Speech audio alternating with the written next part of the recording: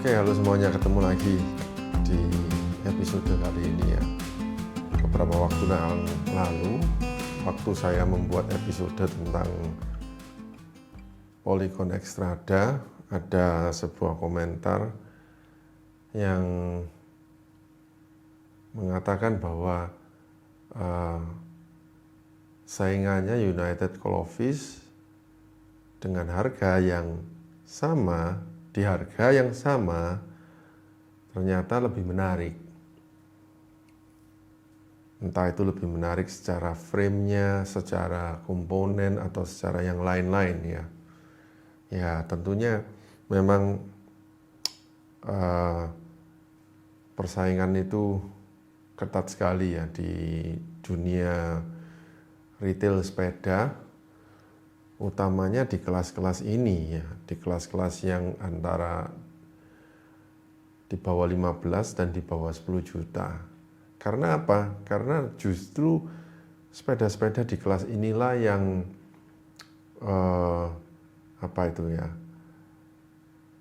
banyak demand di seluruh Indonesia ini, banyak demand khususnya di daerah-daerah ya. Mungkin bagi yang orang-orang yang di kota misalnya, dia bisa melihat sebelah mata. Tapi kalau di daerah ya, apalagi ini MTB XC ya, sepeda-sepeda ini yang bisa menembus segala terrain ya, bisa aspal, bisa non aspal, bisa up and down, bisa off-road dan sebagainya. Ini sepeda-sepeda justru yang sangat dicari, dibutuhkan ya. Sepeda yang fun, sepeda yang all round, sepeda yang tiap hari dipakai bisa, sepeda yang kemanapun sikat dan lain-lain, dan versatile pokoknya ya. Seperti yang video saya juga yang satunya lagi, yang saya memprediksi bahwa tahun 2026 ini punya satu sepeda MTB aja cukup, MTB XC. Dan yang pasti MTB XC, apalagi yang frame-nya alloy, tidak perlu mahal ya. Contohnya sudah ada banyak, Polygon Exstrada, United Clovis, dan mungkin yang lain-lainnya juga. Nah, episode kali ini khusus saya mau mengulas United Clovis ini karena saya penasaran setelah ada komentar tersebut ya. Penasaran sehingga saya harus mencoba mengunjungi BAB, Build a Bike di Surabaya, tempatnya United itu. Kebetulan ada teman saya yang manajernya di situ ya. Apa yang saya jumpai waktu saya datang ke sana, ketika saya touch and see, luar biasa. Saya impress ya, impress sekali. Impress dengan frame-nya ya, craftsmanship ya. Craftsmanship itu artinya pembuatannya frame-nya itu ya, halus mulus ya. Pengelasannya terutama di depan head tube-nya itu tidak kelihatan, las-lasannya itu mulus sekali ya. Mungkin di bottom bracket-nya las-lasannya biasa, standar, tapi yang di bagian head tube, wah mulus sekali, sehingga pengcatnya itu bisa apik begitu loh ya. Tidak ada gangguan yang secara kosmetik ya. Anda tahu kalau ada las-lasan sambungan itu kan seperti apa gitu loh ya. Ya itu kayak kulit itu beset begitu loh ya. Dan juga cat-catnya itu seperti kayak model sandblasting begitu, matte color, kayak aduh ya. Gloss juga ada sih ya. Tapi saya impress, apalagi ada edisi khusus yang misalnya edisi misalnya Labuan Bajo, Likupang, Danau Toba, dan edisi Mandalika yang aduh bikin bling-bling begitu ya. Bikin kita membeli sepeda itu wow, jadi art edition, artist edition gitu. Ya, oke. Kita maju ya. Apa sih yang membuat sebetulnya seri-seri United mulai dari seri 3 SD8 ini menarik. Kita lihat jenjangnya loh ya. Kita mulai dari yang seri 3 dulu ya. Seri 3 ini yang paling basic ya. Basic sekali dengan harga yang paling rendah yaitu sekitar 6 jutaan, starting 6 jutaan ya. Tapi apa yang Anda dapat ya juga sebetulnya bagus ya. Santur forknya, XCM artinya ya masih bukan air pressure ya, tapi PIR ya, XCM. Anda mendapatkan double crank ya, double yaitu 2 kali 9 speed double ya. Itu yang Anda dapatkan 2 kali 9, tapi Shimano Altus dan campuran Alivio ya. Terus depannya dari Shimano MT double crank itu 2 kali 9. Oke, dengan forknya yang masih XCM, Santur XCM itu PIR ya. Nanjak yang seri 5 baru Anda bisa dapat fork yang R ya, mereknya Venom, terus Deore 11 speed, kemudian cranknya itu dari United single crank 1 by 34T. Oke, dengan harga selisih 1 juta ya, yang United 5 itu. Oke, kita naik lagi ke United 6 ya, dengan harga yang dengan selisih berapa ratus ribu dibanding dengan yang seri 5 ya, sebentar ya. Juga selisih 1 juta ternyata daripada yang 5, jadi di angka 8 jutaan, 8,5. Tapi yang seri 6 ini Anda sudah mendapatkan R ya, Santur XCR, Santur XCR di suspensi R, terus Anda sudah dapat 12 speed loh. Di angka 8,5 juta, tapi Anda dapat Deore 12 speed dan cranknya itu sudah dengan sistem narrow wide ya. Narrow wide itu artinya giginya itu ketika masuk ke chain itu menghindari chain drop ya, karena dia itu giginya itu mantap gitu, masuk ke lubangnya itu, narrow wide itu ya. Itu yang seri 6. Naik lagi ke seri 7. Nah, ini baru mulai ke seri 7 ini ada selisih sekitar 2 jutaan. Karena apa? Karena forknya langsung Anda diberi RockShox Recon Silver, yang silver ya, RockShox Recon Silver. Dan Anda mendapatkan 12 speed Shimano SLX ya, SLX ini yang saya pakai di Scott Skill saya. Oke, crankset juga 34T narrow wide. RockShox loh ya. Di 10,8. Kalau Anda beli RockShox Recon Silvernya aja itu hampir 5 juta. Nah, SLX-nya sendiri juga sudah hampir 5 juta. Komplit loh ya.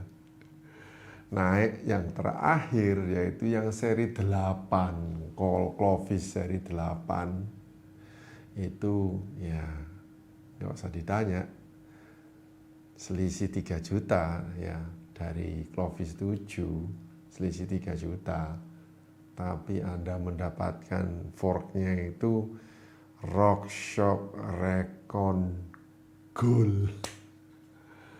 Ya, dan grup setnya XT sudah XT 12 bit udah top of the line sudah, ya itu sudah top of the line-nya United Clovis, yaitu Clovis 8.1 di harga 13,8 jutaan. Ya, atasnya lagi ada yaitu Clovis e-bike, ya, tapi kita tidak membicarakan soal itu. Terus di luar itu ada yang Clovis G20 edition, ya G20 edition ini kayaknya sama dengan Clovis 7, ya, yaitu drivetrain-nya aja Diore 11 bit, ya satu, ya Clovis sama dengan Clovis 6 lah kalau nggak salah. Suspensinya Santur, ya Clovis 6, ya G20 ini. Jadi bagaimana menurut Anda? Setelah saya penasaran ya dan mengunjungi sendiri, saya baru tahu. Ya, ternyata pilihan Clovis ini banyak sekali. Anda bisa memilihnya berdasarkan misalnya seri atau berdasarkan harga atau berdasarkan komponen, begitu. Ya, jadi mulai dari newbie, beginner, ya, sampai ke middle class, sampai ke yang top spec, Clovis sudah menyediakan. Nah, kalau ditanya misalnya, kalau saya sendiri misalnya, Anda bertanya, kalau Pak Yakob sendiri milih mana? Ya otomatis saya pasti milih yang forknya RockShox. Ya, saya tidak perlu milih yang top spec yang seri 8, seri 7 aja sudah cukup dengan nominal 10 jutaan, 10,8.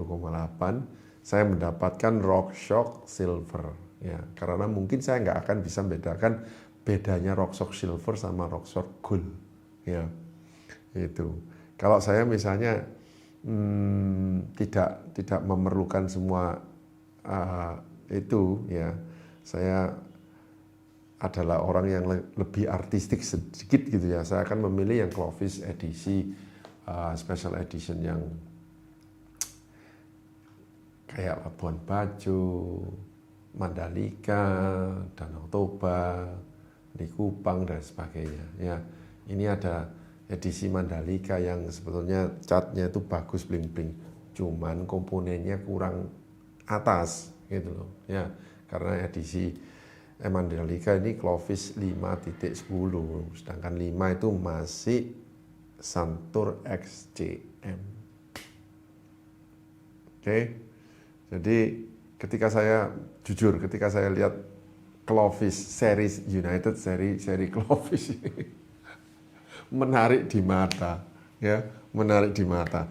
Lanjut sedikit ya sebelum selesai, saya waktu itu penasaran juga ya, saya lihat geometrinya, ya, sedikit iseng saya lihat geometrinya. Kayak apa sih geometrinya Clovis ini? Ya, ternyata geometrinya Clovis ini jika saya bandingkan dengan geometri Scott skill saya, ya beda lumayan loh. Lumayannya di mana? Di karakternya, ya. Clovis ini ternyata karakternya itu lebih agresif ya, karena heat angle-nya itu jauh lebih apa ya istilahnya, lebih ke depan ya. Sedangkan heat angle-nya itu 69 derajat, 69,5 loh. Sedangkan Scott milik saya heat angle-nya itu hanya 67. Jadi selisihnya 2 derajat. Ya, Scott saya ini memang lebih rileks, kayaknya lebih ke belakang gitu. Pantesan saya juga merasa enak-enak aja karena memang untuk endurance saya merasa enak ini. Scott itu stabil. Tapi Clovis ini agresif ya. Jadi awas Anda hati-hati. Hati-hati karena apa? Karena memang Clovis ini sepertinya dibuat agak apa ya? Agresif ya. Sudah dari kelihatan kok dari head angle-nya itu selisih 2 derajat ya. Jadi seat angle-nya ya juga ada selisih, seat angle-nya itu 73 derajat sedangkan Scott itu 75. Jadi Scott itu lebih ke depan ya, sehingga Anda duduknya itu lebih upright begitu loh ya. Head tube-nya itu begini, seat angle-nya begini, Anda duduknya upright. Sedangkan yang Clovis ini Anda ke belakang, tapi head tube-nya ke depan. Jadi semacam kayak road bike, lebih air roll seperti itu. Ya, itu yang menurut saya ya. Jadi ya mungkin kalau misalnya Anda buat di jalan rata begitu ya, jalan yang lebih rata mungkin lebih cepat. Dan wheelbase-nya ada selisih sekitar 1 cm wheelbase ya. Nah, wheelbase ini yang membuat sepeda itu tenang atau agak liar ya, wheelbase. Ya, jadi wheelbase-nya itu sebentar saya lihat. Oke, wheelbase-nya Scott saya itu 1,1 ya. 1, jadi 1164 mm, sedangkan Clovis ini wheelbase-nya 1090, selisih 1 cm.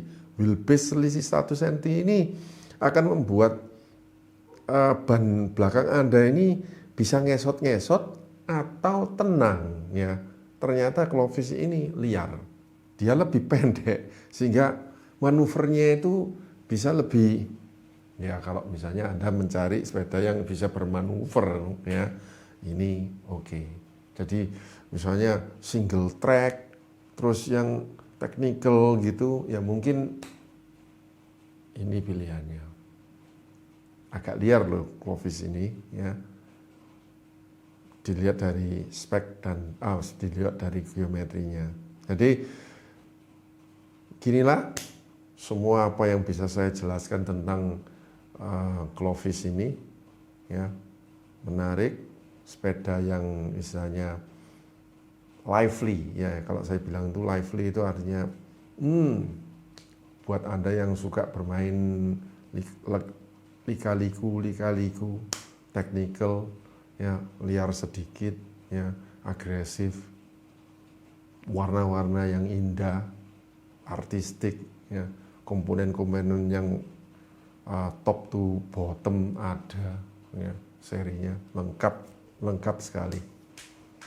Oke, jadi silakan pilihan Anda apa, Anda tidak akan salah juga karena Build a Bike cabangnya juga ada di mana-mana ya. Komponen-komponen serta spare part-nya pun sama terjaminnya. Oke. Sekian, terima kasih, sampai ketemu di episode yang lain. Terima kasih.